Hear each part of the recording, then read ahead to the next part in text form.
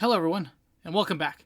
This is SleeplessRonin, and today I'm going to be kind of giving my opinions and review a little bit of the most recent episode of Star Wars The Bad Batch, Episode 2, Cut and Run. Let me just start by saying that I just didn't enjoy this episode quite as much as the first one. It felt like it was a bit slower, a little bit less interestingly paced, and it was kind of just an odd, I understand why they're doing it. They've just fled. They're trying to figure out what to do. So they're going to go visit one of their old comrades, Cut. He was that deserter from that one episode where Captain Rex gets injured by a droid commando. General Grievous's scout ship or something that has crashed. And they're searching for him on this planet. Rex is injured. Kix and Jesse are there. They're trying to help him. And then they come upon this farm, and that's where they meet Sue and Cut and so forth and so on. So that's where this is.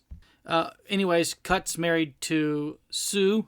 That's the Twi'lek woman, and his two adopted kids. I forget their names.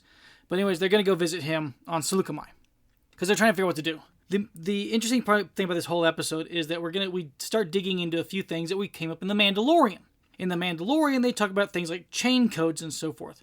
Well, apparently, the Empire is using chain codes essentially to track all of its citizens, and they're attaching it to how you can have currency. Essentially, to use Imperial credits, you need a chain code. That actually makes a lot of sense for the Empire to do that. That's very controlling, very, very authoritarian to force people to have to do stuff this way. So it makes a lot of sense. It's kind of an interesting little bit where that's why this episode, one of the reasons I think this episode was made was kind of to explain some stuff from The Mandalorian.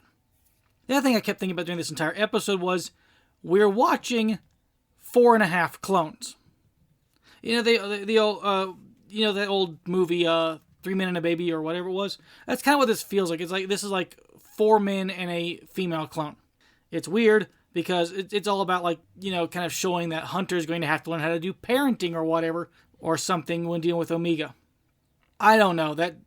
We'll see how the series goes on. I mean, I can understand the entire attempt to build this family of clones, sort of a weird family of clones, but we'll see how things develop. Overall, I just thought the episode was a little bit slower than the other one. It wasn't bad, and it was kind of funny to see Wrecker ripping open a maglock on a ship with all the trouble they had getting maglocks off in Star Wars Rebels.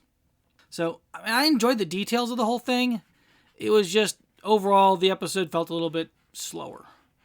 I mean, the good combat scene at the end, it just felt like, I wanted more. I honestly don't know what this season's going to be about, so maybe I'm just making a judgment of the fact that I felt like I wanted something a little bit stronger in plot. It was a pretty good episode overall, but maybe I feel like I'm wanting more immediate plot development. I don't know. Maybe that's the reason I feel a bit different about this episode than the first one. But we have to give the series some time. This is its first real first real short episode, so got to give it some time to develop some footing. I mean, it wasn't a bad episode in any way, shape, or form. I just don't think it was as good as the first one. That's my opinion on it. And that's where we're going to leave this little review. That's really all I want to talk about on this one. I didn't want to spend a lot of time on it. So if you enjoyed this review, please hit like and subscribe. Watch the review for Aftermath. I'll have a card at the end. And that's really all I have to say. This is SleeplessRonin saying, sayonara, and may the Force be with you.